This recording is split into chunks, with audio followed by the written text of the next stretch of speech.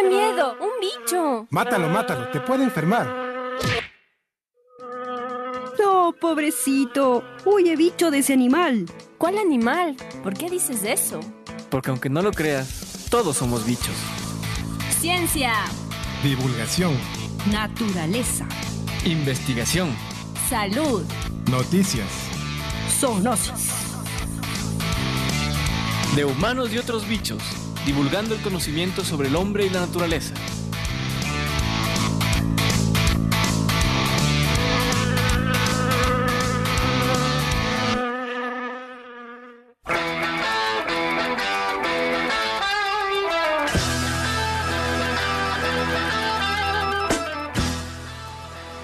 Todos los animales son iguales, pero algunos más iguales que los demás. Con estas sabias palabras de George Orwell, escritor y periodista británico, les decimos muy buenos días, estimados internautas. Esta es una nueva emisión de Humanos y otros bichos. Este es un espacio del Instituto de Investigación en Salud Pública y Zoonosis, SIS, de la Universidad Central, dedicado a la divulgación de las enfermedades zoonóticas y a otras ramas del maravilloso y amplio mundo de la ciencia. Bienvenidos y gracias por estar con nosotros.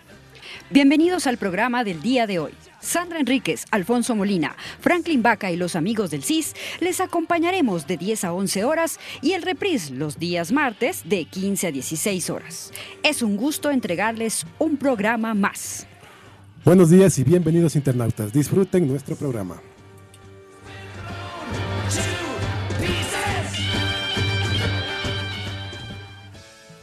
Ahora los titulares. Esta semana discutiremos sobre la monogamia y la poligamia animal. En Tertulia y Café conversaremos con la magíster Tania González, etnobióloga y docente de la Pontificia Universidad Católica del Ecuador.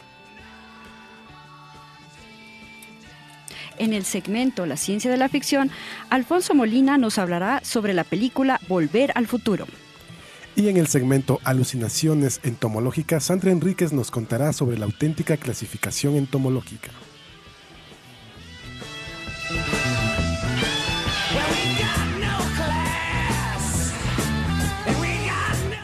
No se olviden que pueden interactuar con nosotros en las redes sociales, Facebook y Twitter con el hashtag BichosSIS. Recuerden, hashtag BichosSIS. Y comunicarse a través de mensajes de WhatsApp o mensajes de texto al número 09 87 35 02 21.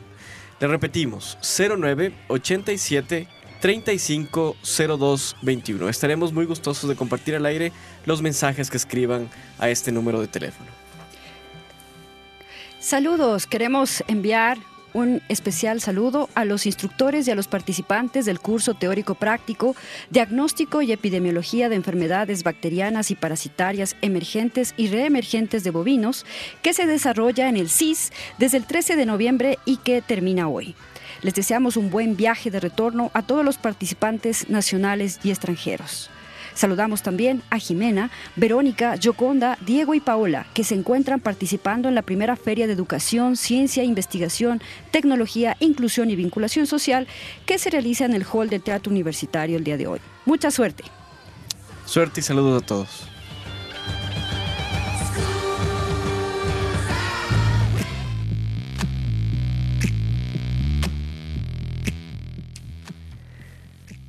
Hoy hablaremos de una de las facetas más interesantes del comportamiento animal, la manera que han escogido, o más bien que hemos escogido los animales, para reproducirnos. Un buen punto de partida sería recordar que para la biología, la reproducción no es más que un contrato establecido entre dos individuos de distinto sexo. Y el objeto de este contrato es negociar ciertas condiciones con el objetivo de procrearse. Entre todas las especies que se reproducen sexualmente, incluyendo obviamente al ser humano, el macho y la hembra utilizan ciertas estrategias que determinan cómo, cuándo y con quién se aparearán. El resultado de estas estrategias son rituales de apareamiento y complicadas secuencias de cortejo. Secuencias de cortejo como las que tienen las jirafas, en los cuales los machos y hembras se golpean suavemente los cuellos y danzan hasta que la hembra orina. El macho toma la orina y la prueba para saber si la hembra está lista para copular. Pero, ¿quiénes deciden aparearse con una sola pareja y quiénes con más de una pareja. Es decir, quiénes son monógamos y quiénes polígamos. Si echamos un vistazo rápido al resto de animales no humanos, encontramos que las aves suelen ser monógamas. De hecho, se estima que el 90% de las especies de aves lo son y tan solo el 10% son polígamas. Si miramos, en cambio, a los mamíferos, podemos ver que casi el 100% de las especies son polígamas. Recordemos que nosotros estamos dentro del grupo de los mamíferos. Pero ¿por qué algunas especies han adoptado la estrategia de la monogamia y otras la estrategia de la poligamia? Para analizar esto, empezaremos con la monogamia. Franklin nos va a contar de qué se trata la monogamia. Bueno, sí, Alfonso. Biológicamente la monogamia animal tiene mucho de supervivencia y nada de romanticismo. No hay amor de por medio. La fidelidad entre especies animales se da solamente por cuestiones prácticas y, como dijo Alfonso, los mamíferos son los que practican la monogamia en menor cantidad. Son las aves en las que está establecida las conductas de monogamia en un mayor porcentaje. En los primates, como los gibones, son tan fieles como una negada pareja de telenovela. La media naranja que conocen será para toda la vida. ¿Por qué ellos y los demás simios no? Una clave está en el tamaño. Los gibones tienen poco dimorfismo sexual, o sea que machos y hembras son de tamaños similares y comparten el cuidado de sus crías de forma equilibrada. Una auténtica igualdad de género que ya les gustaría tener a muchas sociedades humanas. Además, tener una sola hembra le representa al macho un menor gasto de energía al evitar peleas con otros competidores. Además, la monogamia ofrece ventajas cuando se trata de la protección de las crías. En el caso del gibón, del que dije anteriormente, evidencia varias pautas por las que las especies monógamas mantienen esta conducta. El cuidado de las crías, la posibilidad de ahorrar fuerzas al evitar combates y el asegurarse la pareja cuando hay pocos ejemplares del otro sexo. Por ejemplo, mientras que un caballo ya puede andar a los minutos del nacimiento y cualquier pez sale del huevo y ya comienza a comer de forma autónoma, los pichones de las aves necesitan el cuidado de sus padres cuando rompen el cascarón. Por ello, muchas especies recurren a la monogamia hasta que las crías sean autónomas y abandonen el nido. En el caso del pingüino, la hostilidad del clima en puntos como la Antártida o el Ártico obliga a la especie a turnarse en el cuidado de los 2 o 3 huevos que incuban. Otro aspecto es el aprendizaje en la familia animal, también es mucho más efectivo en la monogamia. Es lo que hacen los lobos grises. Aunque se tenga como un animal sanguinario, el núcleo familiar de este cánido es muy fuerte, y el macho y la hembra salen juntos de cacería, y las crías van aprendiendo y luego también ayudan en la tarea de buscar y capturar presas. Un comportamiento muy similar al de los castores. Los padres construyen la madriguera y al poco tiempo las crías colaboran cortando ramas y leños. Macho y hembra estarán juntos hasta la muerte de uno de ellos, y en este caso la otra parte se irá en busca de una nueva pareja para procrear. Este factor de cooperación, según algunos estudiosos, derivó en el extremo de los insectos como las hormigas y las abejas, donde las obreras evolucionaron a la esterilidad para poder cumplir con la función de trabajar para alimentar a la colonia. Y tenemos un caso extremo de fidelidad, por haber pocas parejas disponibles. Este es el del Schistosoma manzoni, un parásito que vive en el intestino humano. Este no es un lugar muy agradable para buscar pareja. Por ello, una vez que un macho encuentra una hembra, entrelazan sus cuerpos y así quedarán para el resto de sus vidas. No lo va a dejar ir.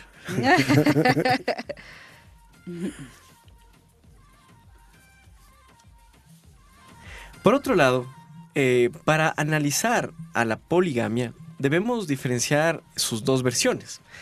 La primera, denominada poliginia, es la forma de poligamia más típica, sobre todo en mamíferos, que consiste en que el macho intenta aparearse con el mayor número de hembras posibles. Este es el tipo de poligamia más conocido.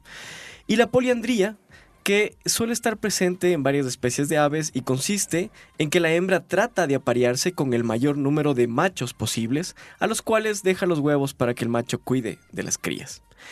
La lista de especies polígamas es bastante larga, tanto de especies poliginias como de especies poliándricas. Vamos a ver algunos ejemplos interesantes de este tipo de comportamiento. La tortuga del desierto, por ejemplo, como una buena especie polígama, tiene numerosos compañeros a lo largo de su vida reproductiva, que inicia más o menos entre los 14 y 21 años de edad. Ella puede almacenar el esperma dentro de su tracto reproductivo hasta por 18 meses posteriores a la cópula y desovar en primavera. Recordarán al famoso demonio de Tasmania, famoso también por los cómics, por los dibujos animados. Este es un marsupial polígamo que después de la cópula, macho y hembra se separan y no vuelven a relacionarse nunca más. Pero si la hembra no queda preñada o pierde el feto, puede entrar en celo otra vez y aparearse. Otro animal un poco más cercano a nosotros, las llamas, que son mamíferos domesticados. Gracias a su poligamia, el macho dominante forma un harén de alrededor de 6 hembras en un área determinada, en la cual no permite que otros machos se metan. Si las llamas son la envidia de muchos. Otra especie bastante particular por sus características, el ornitorrinco, que recordemos tiene una mezcla de características como su pico de pato, cola de castor, cuerpo de nutria. En esta especie, la hembra y el macho mantienen un sistema de reproducción polígamo. Entre finales del invierno y la primavera, los sexos únicamente se reúnen con el propósito de aparearse.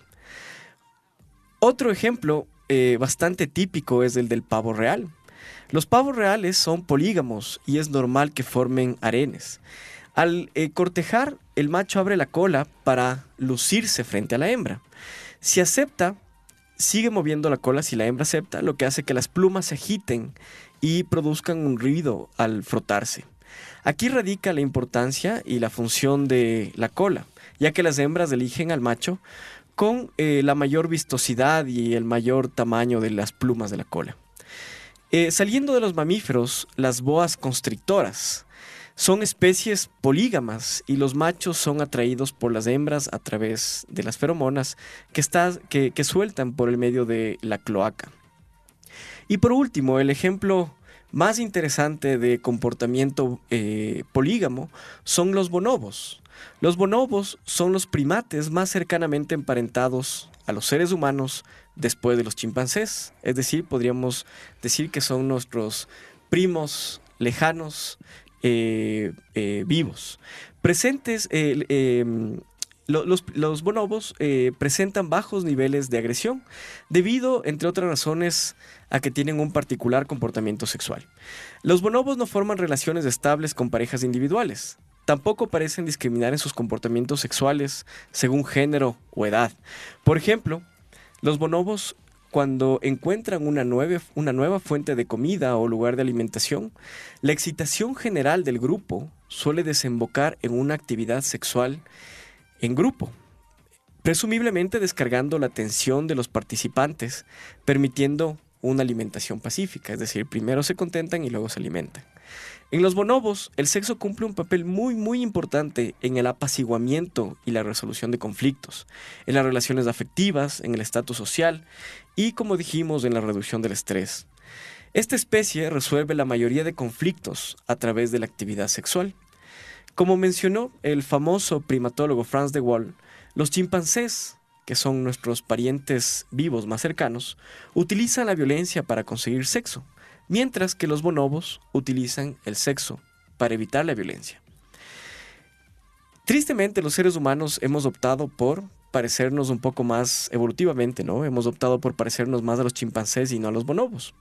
Sin embargo, el psicólogo James Prescott demostró que la estrategia utilizada por los bonobos también podría aplicarse a los humanos. Este psicólogo registró y analizó todos los datos antropológicos disponibles en la resolución de conflictos y llegó a la conclusión de que en las sociedades humanas, donde la sexualidad es menos restringida, existen menos conflictos en comparación con sociedades más violentas y con menos libertad sexual. Es decir, a mayor sexo, menor violencia. Y bueno, ¿qué ventajas evolutivas podría presentar la monogamia, no? Parece ser que los mamíferos no destacamos por ser monógamos. Las especies cuyos adultos forman parejas reproductoras únicas no alcanzan el 10%. El orden de los primates apenas mejora esa tónica. Si bien entre el 15 y el 29% de las especies prefiere la convivencia en pareja, son contadas las que se decantan por la monogamia en el sentido humano, el vínculo sexual exclusivo entre dos individuos. La especie humana no puede presumir de un historial intachable.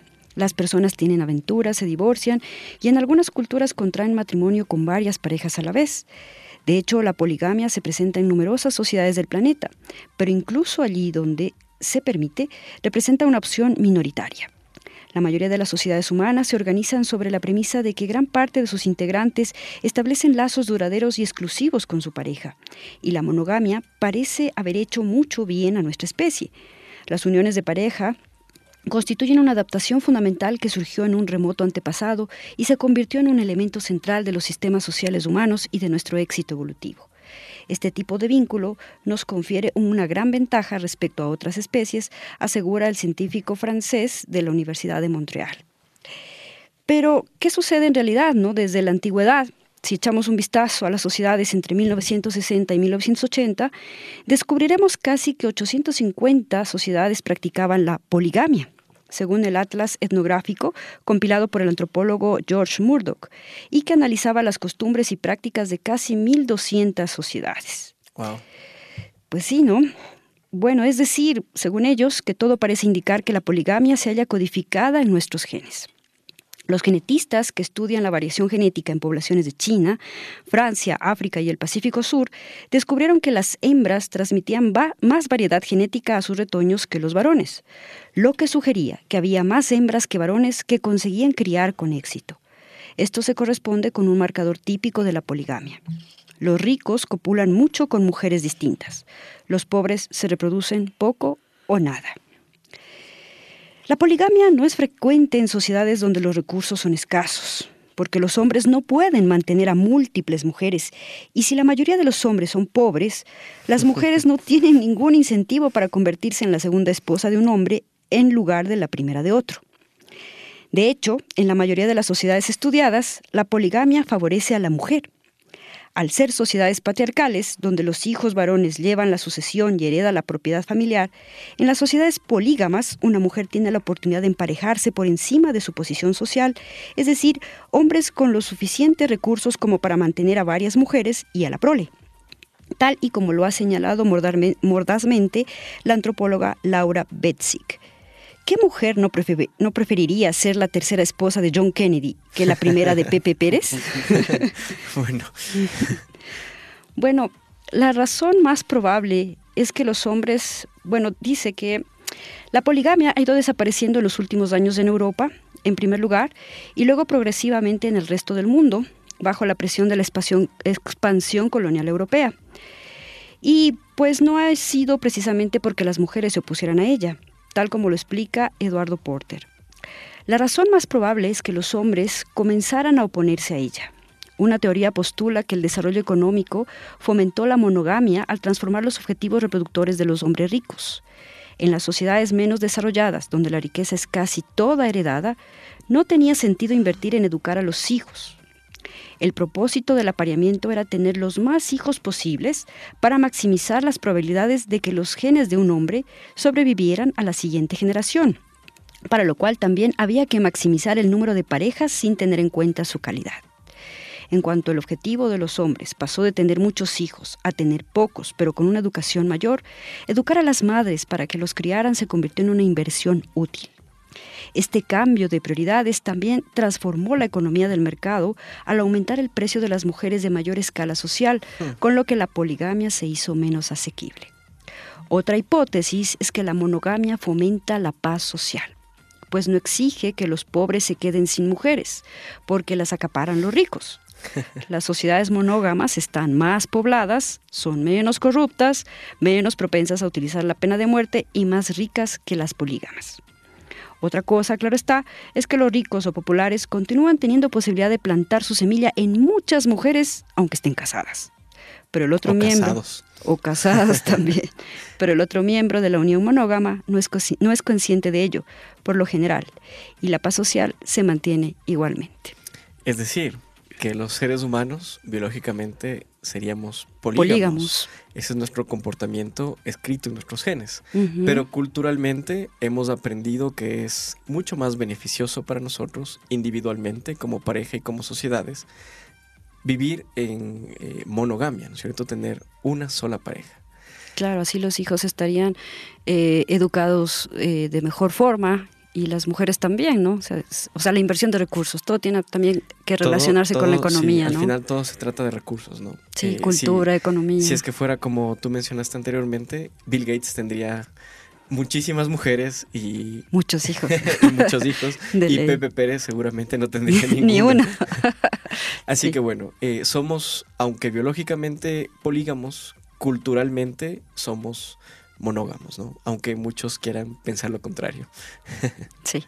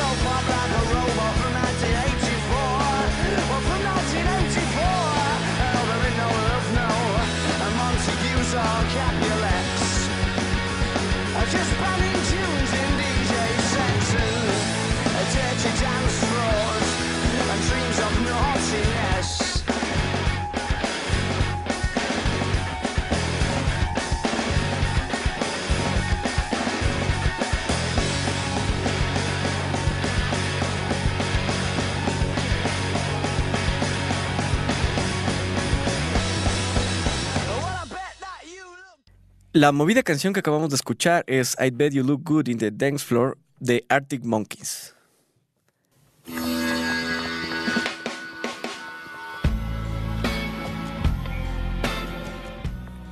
Bueno, y continuando con el programa, en el segmento Café y Tertulia tenemos como invitada a la magíster Tania González. Tania Ivanova González Rivadeneira es de nacionalidad ecuatoriana. Realizó sus estudios universitarios en la Pontificia Universidad Católica del Ecuador, PUCE, donde obtuvo una licenciatura en Ciencias Biológicas, y en la Universidad Politécnica Salesiana, donde obtuvo una licenciatura en Antropología Aplicada. Posteriormente, obtuvo una maestría en Estudios Mesoamericanos en la Universidad Nacional Autónoma de México, donde fue titulada con mención honorífica. Ha participado como investigadora en varios proyectos de investigación relacionados con etnobotánica. Ha sido expositora en congresos nacionales e internacionales de etnobiología.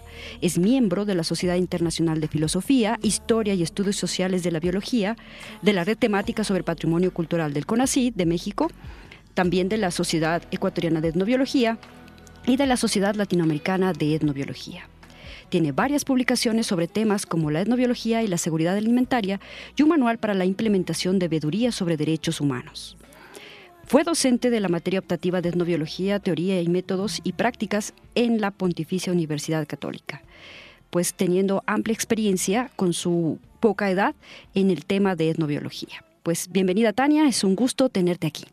Muchas gracias por la invitación y para mí también es un gusto poder estar aquí y compartir con ustedes este espacio. Gracias por tu presencia acá, Tania. Cuando vemos tu hoja de vida, lo primero que llama la atención es antropología y biología. ¿Qué te consideras? ¿Una antropóloga o una bióloga? ¿O un mix de las dos? Yo creo que me considero más un mix, sí, más bien como etnobióloga y bueno, intento especializarme en temas de relaciones naturales-cultura, justamente. ¿Podrías explicarnos a qué se refiere esto, las relaciones naturales a cultura? Bueno, históricamente el ser humano se ha desarrollado desde sus primeros pasos evolutivos hasta la actualidad de formas diferentes con la naturaleza, entonces domesticando especies, ocupando espacios geográficos, ecosistemas y también domesticando los ecosistemas, modificándoles, construyendo sobre esos espacios y estas construcciones, estas adaptaciones del ambiente han estado de acuerdo siempre a diferentes parámetros de diferentes nociones culturales y bueno, entender cómo ocurren, qué está pasando actualmente con esas relaciones es uno de los temas que más me apasiona y sobre los que más intento trabajar y leer. O sea, es del entendimiento de las diferentes culturas, de su relación con la naturaleza. Ajá, cómo se relacionan con el ambiente, cómo el ambiente también influencia los cambios culturales y cómo se van construyendo procesos, si se quiere, de coevolución o de integración entre la naturaleza y las diferentes culturas. Ah, qué interesante, es decir, es una evolución cultural, una evolución de la sociedad y una evolución de la parte natural también. Uh-huh. Primero, antropóloga, ¿no es cierto? Cronológicamente me refiero. Cronológicamente primero fui bióloga. Ah, primero sí. Bióloga, ok, primero bióloga. Entonces, tus intereses fueron por la parte de las ciencias de la vida primero.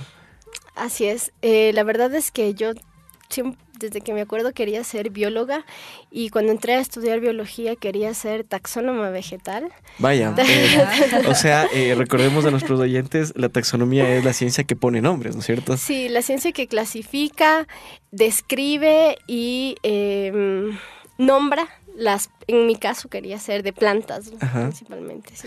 ¿No te preguntaron alguna vez y para qué sirve un taxónomo vegetal?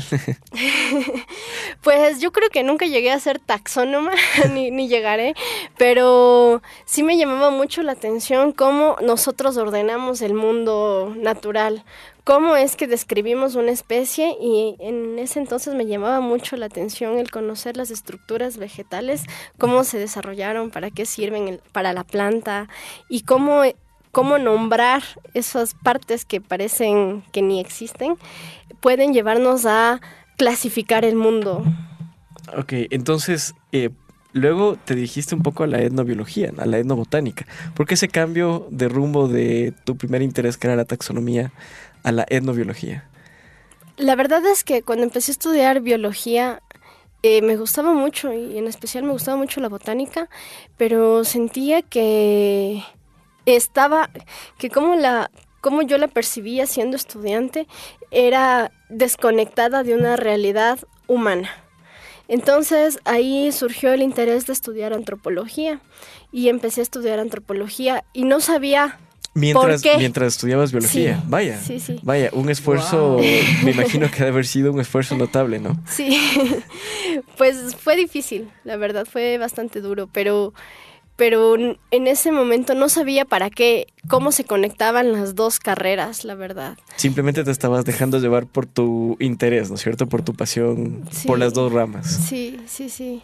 Y después fue con el tiempo que me di cuenta que ya había todo un mundo académico, un mundo político también, un mundo teórico que ya pensaba todos estos temas, obviamente, que ya pensaba todos estos temas, pero que tanto desde la antropología como desde la biología en la formación disciplinar estaban desconectados. Y yo sentía mucho esa desconexión a lo largo de mi formación. ¿Tú entonces querías juntar esas dos ramas, esas dos ciencias? Pues sí, porque, por ejemplo, cuando uno estudia biología, a veces piensa en la conservación de las especies como algo en la que los humanos no deberíamos entrar, como una conservación desligada completamente de la gente que vive y que ha conservado históricamente esos espacios, o que no. Entonces, ¿cómo entra el ser humano a la conservación de las especies en diferentes ecosistemas y también con diferentes contextos culturales? Y cómo nosotros, desde esa diversidad cultural, nos integramos a esas nociones del manejo ambiental, de la conservación, del uso de recursos naturales. Entonces, bueno, por ahí empezó. Por ahí va. ¿Nos podrías contar a qué se refiere la etnobiología y la etnobotánica específicamente? Bueno, entonces, quisiera comentar un poco así, Claro. Desde este interés mío que tenía de ver las relaciones naturaleza-cultura, me di cuenta que habían varios espacios en los que se integran los estudios socioambientales, la antropología ecológica, la ecología humana, varias ciencias que intentan ver los límites o los nexos entre estas dos ciencias. Pero realmente en la que más me llamó la atención es la etnobiología y la etnobotánica en específico. La etnobiología porque es una ciencia interdisciplinaria que desde la parte académica intenta integrar las dos ciencias antes mencionadas, la biología y la antropología, pero que además retoma el tema de los conocimientos tradicionales, los conocimientos ecológicos tradicionales. Entonces, la etnobiología es una ciencia que intenta dar cuenta de las relaciones naturaleza-cultura, pero en base a los propios conocimientos tradicionales que las diferentes culturas tienen sobre el ambiente. El famoso conocimiento ancestral. Sí, o yo prefiero llamarle conocimiento ecológico tradicional, como varios etnobiólogos, etnoecólogos y también como varios pensadores sobre, bueno, qué es lo ancestral, desde dónde viene y también cómo nosotros generamos conocimiento ecológico de comunidades que no son necesariamente ancestrales. ¿Por ejemplo? Por ejemplo, en la Amazonía, lo que nosotros llamamos colonos, que son grupos que, por ejemplo, en los años 50, 40, empezaron a migrar hacia la Amazonía y a establecerse. Estas comunidades con un bagaje cultural pasado que actualmente se encuentran como en un proceso de más de 50, 60 años establecidos, han permitido desarrollar nuevos conocimientos, nuevas integraciones con el ambiente que en ese momento era nuevo, pero que ahora está completamente integrado a sus espacios culturales. Entonces, ver cómo lo ancestral, no hay una línea de tiempo, ¿no?, que marque de aquí para acá es ancestral, de aquí para acá es moderno, sino más bien que van creando tradiciones, que van creando nuevos conocimientos, innovaciones y recuperando aspectos culturales y en ese sentido van creando nuevo conocimiento ecológico. O sea, estos grupos que migraron, la mayoría de la costa ecuatoriana, ¿no?, que migraron en esos años al oriente. En ese caso, la mayoría que migró al oriente fueron lojanos, cuencanos. De ahí Nueva Loja, ¿no? Ajá, así es. Sí. Ok, tomando en cuenta lo que acabas de decir, que no solamente se refiere al conocimiento de culturas que podemos pensar son lejanas, ¿no? ¿Crees que en sociedades citadinas, como por ejemplo grandes ciudades, Quito, Guayaquil, Cuenca, podemos todavía tener un contacto, esta unión del comportamiento cultural social con la naturaleza, entre comillas, naturaleza que tenemos aquí en la ciudad? Yo creo que aunque parece desconectado y aunque cada vez va cambiando ese conocimiento, creo que está perfectamente presente. Cuando nosotros, no sé, nos encanta la colada morada y sabemos Algunos seguimos tomando sí, colada morada. ya en diciembre. O, por ejemplo, cuando aún recurrimos a las plantas medicinales, cuando aún recurrimos al consumo de plantas en contextos de enfermedades como el mal aire, que aquí en la ciudad de Quito es muy frecuente el acudir a especialistas rituales, que podemos llamarlos así, Sí, a para gente curar el espanto, por para ejemplo. curar del espanto, del mal aire, las malas energías y demás. Yo creo que ahí es cuando podemos ver que aún está presente ese conocimiento. Cuando recurrimos también a me duele el estómago, bueno, tomar el agüita de tal planta en lugar de las pastillas y cosas así, yo creo que está latente. Y cuando en los mercados aún podemos encontrar especies de plantas de plantas muy locales, por ejemplo, varios tipos de... ¿Qué sé ¿cómo yo? se La llama? cola de caballo, por ejemplo. Exacto, pero también las frutas, por ejemplo, ¿cómo se llaman estos?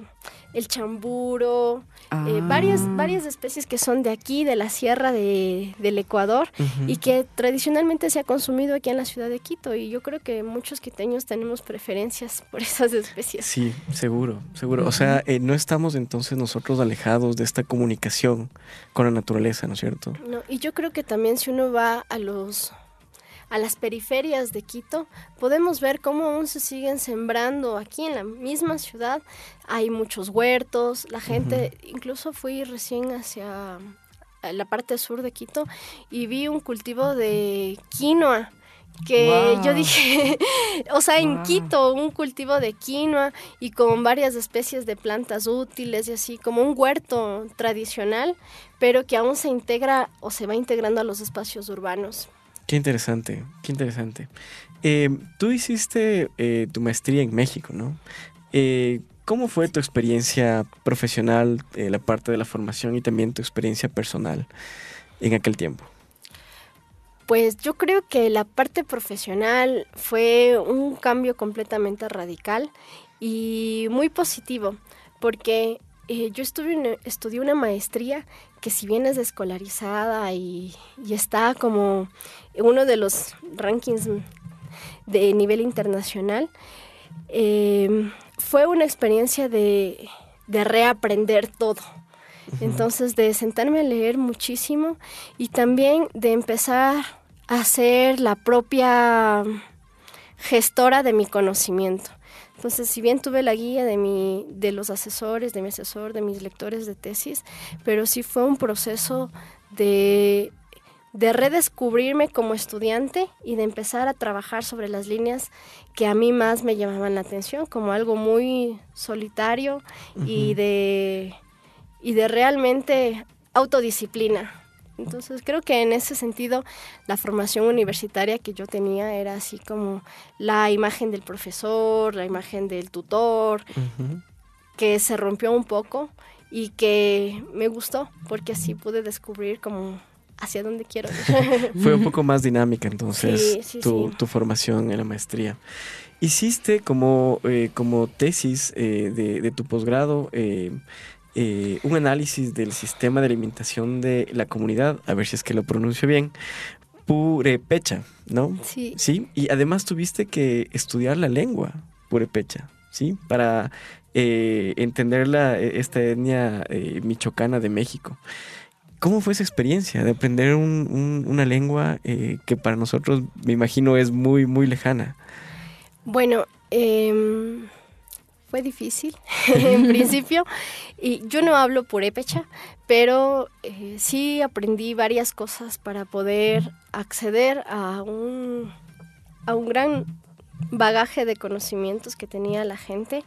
Y fue una experiencia sumamente enriquecedora en cuanto a los procesos políticos, en cuanto a la alimentación de la gente, en cuanto a cómo hacer etnografía en espacios que están fuera, incluso en el mismo español, que tienen tantas diferencias, pero que a la final me permitió, primero, ver las similitudes culturales de mis referentes culturales con los de ellos y también aprender de los procesos políticos que tiene la gente. Mi trabajo de campo específicamente fue realizado en una comunidad de la cultura purépecha que se llama Cherán Keri, y en esta comunidad tiene un proceso político muy particular porque hasta el año 2011 había mucho la presencia de narcos y también de toda la violencia que conlleva eso. Entonces la comunidad se organizó y en el año 2011 hicieron unas barreras comunitarias, mandaron sacando al gobierno local, Wow. mandaron sacando a los narcos y fueron así las señoras de falda, con sus trenzas, así todas bien, bien tradicionales, las que impulsaron muchísimo este movimiento y se unió toda la comunidad y ahora no existe más un gobierno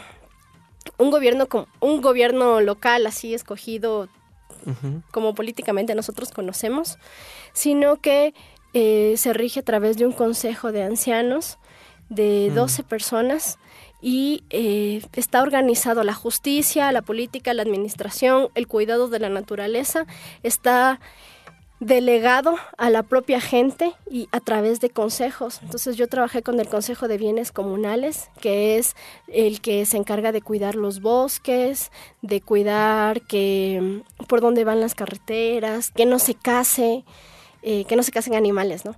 Que no se casen animales y demás. Entonces fue ver todo ese proceso de movilización de la gente y también de cómo a través del tiempo se mantiene, fue creo yo lo más enriquecedor de mi experiencia. Vaya, sí debe haber sido una experiencia interesante, ¿no? Una pequeña sociedad que funciona mejor que la estructura política que nosotros tenemos. ¿Te consideras, o más bien en tu ámbito profesional, cuando estás interactuando con biólogos y con antropólogos, a qué lado te vas un poquito más? Es una pregunta bien difícil.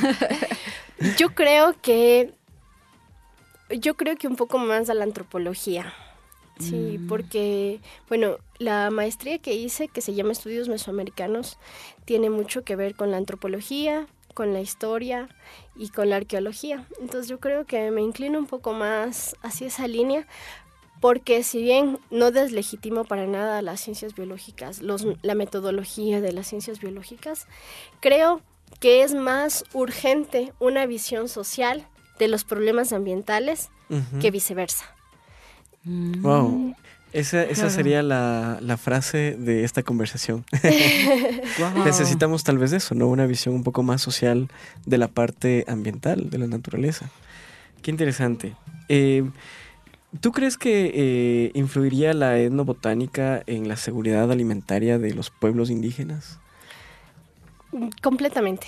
Yo creo fervientemente que si nosotros nos encargamos de estudiar el uso de las plantas locales, y no solamente el uso con respecto a la alimentación, hay muchas plantas que son alimenticias y buenas para algo, ¿no? Y buenas para curar una enfermedad. Hay muchos casos en los que las plantas medicinales son las mismas que las alimenticias. Entonces yo creo que el acercarnos a esos conocimientos, además de que son buenas para cuidar el suelo, y están integradas ya al conocimiento tradicional de la gente, entonces yo creo que el estudiar eso nos puede dar pistas o nos puede ayudar a solucionar diversos problemas como la seguridad alimentaria y también otros como por ejemplo el cambio climático a nivel local.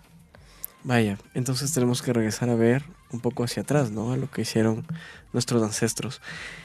Ha sido una conversación muy interesante, Tania. Quisiéramos, para terminar, que nos cuentes, seguro tendrás muchas, pero que nos cuentes una anécdota de tus andares por la etnobotánica y la antropología. Bueno, cuando me pongo a pensar en esa pregunta, me surge una anécdota que creo que no es ya de mi vida profesional, me aconteció cuando tenía yo creo que unos 15 años y que de cierta forma ha influido mucho en cómo pienso cuando pienso en las relaciones naturales a cultura. Cuando yo tenía 15 años, tal vez unos 14, por trabajo de mis papás, tuve la oportunidad de ir a la Amazonía. Y en la Amazonía estaba en una comunidad cofán, donde estaba prohibida la cacería de monos. Entonces un día me dijeron, vamos a ir a cazar monos, ¿quieren ir? Y yo dije, bueno, nunca había visto eso en mi vida. Entonces fui acompañándoles a unos señores a cazar monos y fuimos con una niña que tenía aproximadamente unos 7, 8 años. Wow, chiquita. Sí, entonces yo veía como desde la lancha ya bajando por el Aguarico, ahí en uno de las entradas del río, empezaban a cazar monos, pero muchos, y a traerles a la lancha. Entonces yo dije, ay, pobres monitos, qué pena, como con una sensibilidad muy urbana, creo yo. Y la niña me regresó a ver y me dijo, no, son para tú comer, pero así con mucha fuerza. Wow. Entonces yo me quedé pensando en cómo a veces mi visión citadina, completamente descontextualizada, era solamente de pena. De, ay, en este caso sería como, ay, la conservación de las especies, o ay, qué pena los monos, pero realmente la gente ha cazado monos en esa zona desde cientos de años, no se han extinguido los monos y además están muy integrados a la cultura, ¿no? La niña, ella sabía que eran para eso y que aunque a ella también supongo que le daban pena, sabía que de eso dependía su alimentación. Entonces, yo creo que el pensar a ver la naturaleza así desde esos contextos cotidianos de otras culturas también nos permite, no sé, ampliar nuestros criterios sobre la cultura y también sobre la naturaleza. Qué interesante, ¿no? Es como ponernos otros lentes para mirar la realidad. Muchas gracias, Tania. Gracias por haber compartido este espacio con nosotros. Ha sido una conversación muy interesante. Y bueno, esperamos, ojalá puedas acompañarnos en una próxima oportunidad. Con mucho gusto. Gracias a ustedes por la invitación.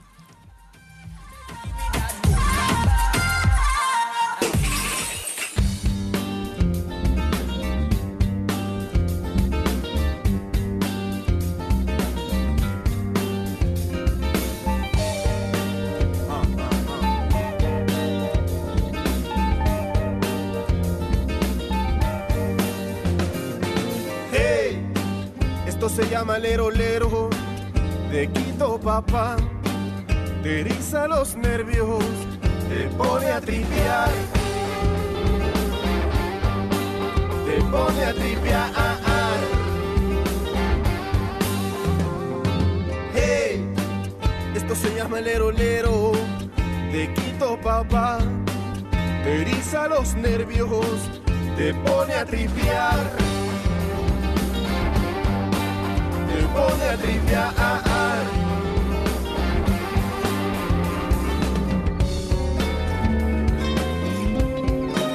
Te invita a soñar.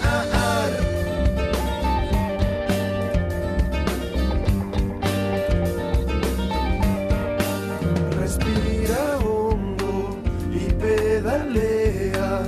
Se va de frente, se ríe el pantera. Él se levanta y se chequea en la balurda, nadie se ahueva.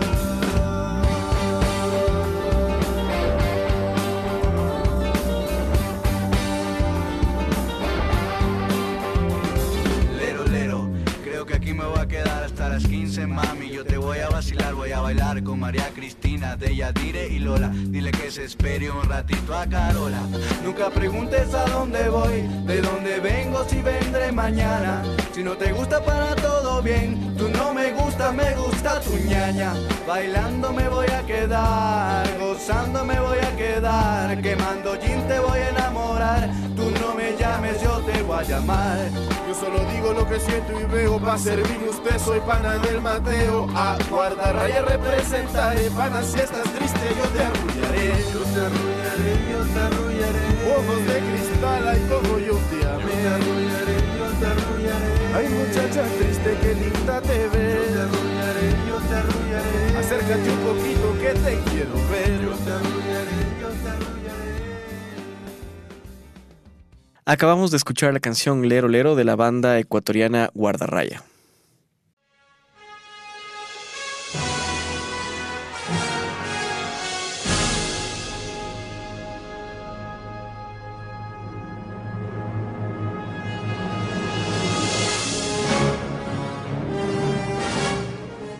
Y ahorita nuestro segmento, la ciencia de la ficción, donde Alfonso Molina nos hablará de la película Volver al Futuro.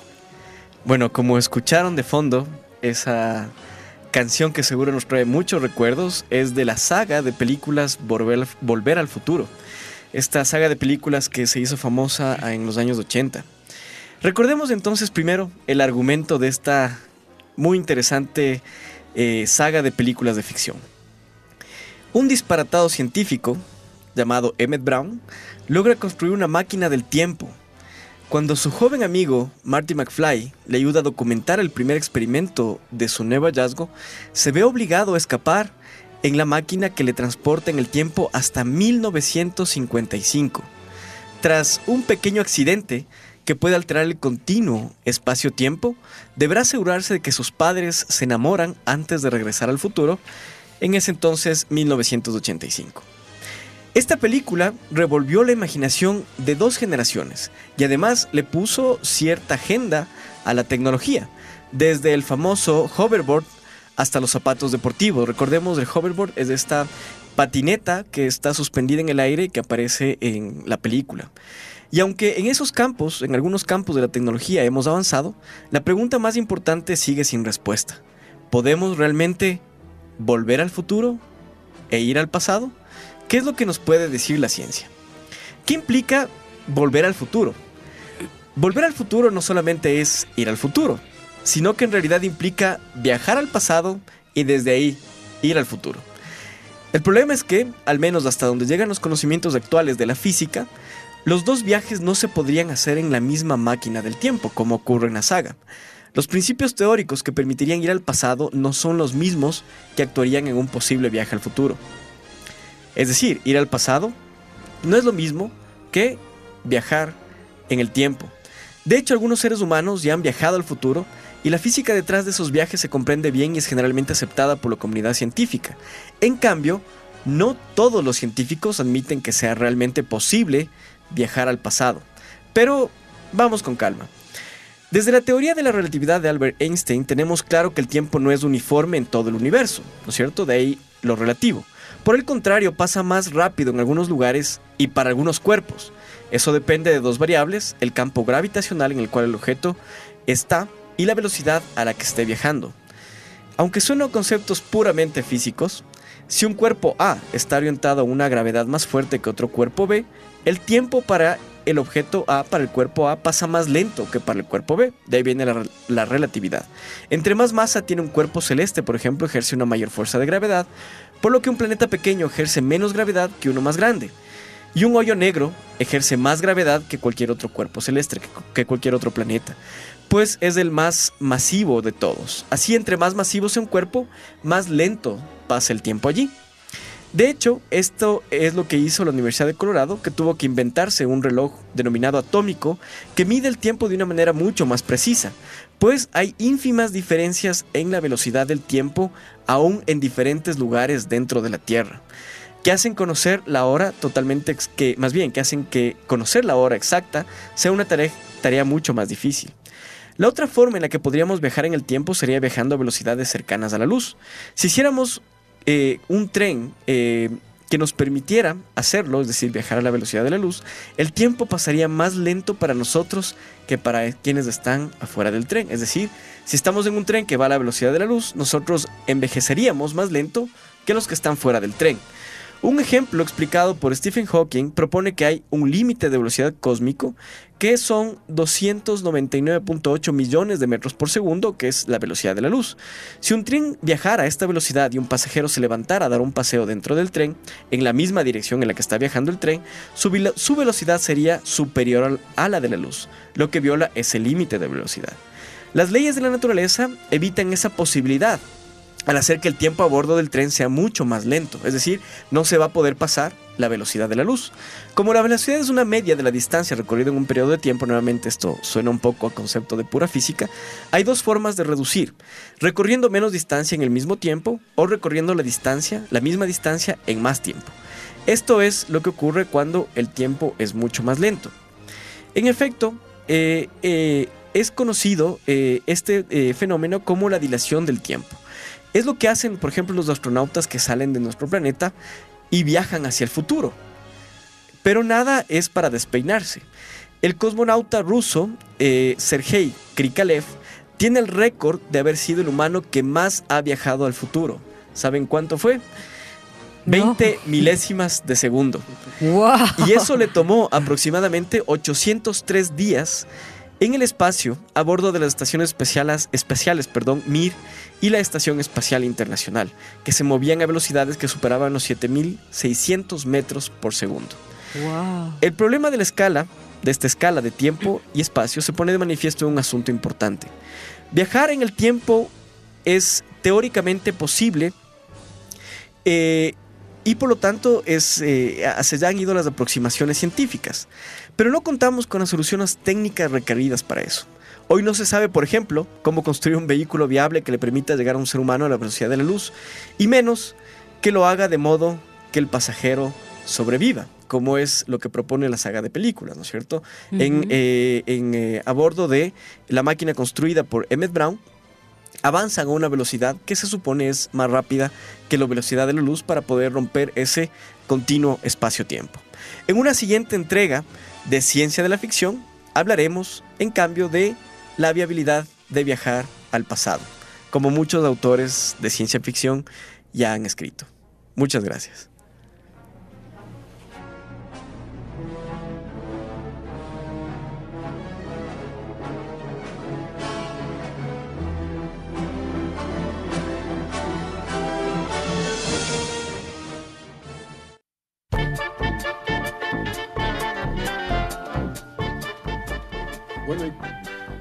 Bueno, y continúa Sandrita con su segmento Alucinaciones entomológicas. Adelante, Sandra. Y estas son las claves de la auténtica clasificación entomológica. Que no te asombre, pequeño melolóntido, su simplicidad ni lo evidente de su formulación. Ya sé que la especie humana suma siglos inútiles en su intento de comprender nuestra esencia, nuestra genealogía y nuestra historia natural, como si fuera posible tenerla de otro tipo. Pero ya sabemos lo que podemos esperar de esa especie y de su limitada comprensión global de la vida. No negaré que durante mucho tiempo los arácnidos pretendieron ser el ancestro primordial de todos los artrópodos y que para demostrarlo no dudaron en utilizar toda suerte de argumentos, incluida la virulencia de sus mortíferos venenos. Hoy, como te he explicado, es imposible sostener con sensatez esa vieja teoría, y ya son muy pocos los que se atreven a defenderla en público, salvo algún decrépito escorpión. Los arácnidos son tan solo artrópodos muy antiguos, y hay que reconocerles el enorme esfuerzo desarrollado para adaptarse a la tierra firme, tras tanto tiempo chapoteando en el fango de los mares paleozoicos. Respecto a los crustáceos, solo puedo decir que nadie en su sano juicio podría creer que son ellos los artrópodos primigenios. ¿Cómo, siendo organismos tan dados a la molicie y la pereza? En 600 millones de años apenas han sido capaces de abandonar los mares. ¿Y ellos van a ser el origen, el impulso vital de la mayor fuerza planetaria viviente? ¡Absurdo! Por su parte, ni los miriápodos ni los apterigotos, esos impertinentes saltimbanquis, han podido esbozar nunca una argumentación que sostuviera con lógica sus pobres tesis egocentristas. Así pues, solo queda en pie, como te he explicado, una teoría verosímil, a cuyo favor apuntan todas las pruebas recopiladas hasta la fecha y que sin duda será ratificada por los nuevos descubrimientos de la imparable ciencia artropodiana. El primer artrópodo fue un ser ambícido. Eso es todo. Muchas gracias. Hasta la próxima semana. No se pierdan el programa de la próxima semana, donde les tendremos cosas interesantes. Hasta el próximo viernes. Y muchas gracias a todos los radioescuchas que interactuaron con nosotros en el programa de hoy. Hasta la próxima semana. Sandrita no se puede olvidar de su grupo favorito, los cerambícidos, Sí. en sus alucinaciones entomológicas. Les agradecemos por haber compartido esta hora de divulgación científica. Les esperamos el siguiente viernes de 10 a 11 de la mañana. Recuerden que pueden escuchar el reprise de este programa de 15 a 16 horas los días martes. Y no se olviden que la ciencia triunfe.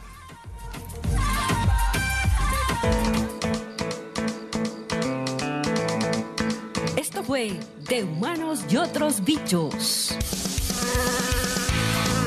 Si te gusta la ciencia divertida, no te olvides de escucharnos. Todos los viernes de 10 a 11.